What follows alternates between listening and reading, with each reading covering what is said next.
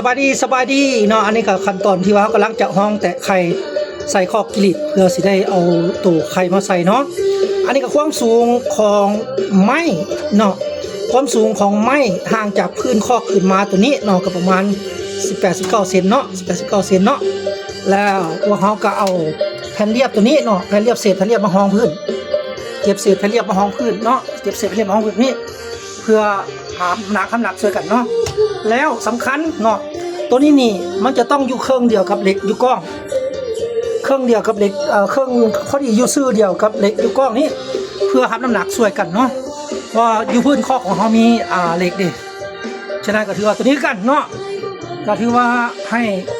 อยู่เครื่องกับเหล็กเด้อให้เครื่องกับเหล็กเพื่อบ่ให้คอกของเขาสอดเนาะมันจะเครื่องกับเหล็กพอดีเลยตัวนี้เขามาแทกก่อนเนาะ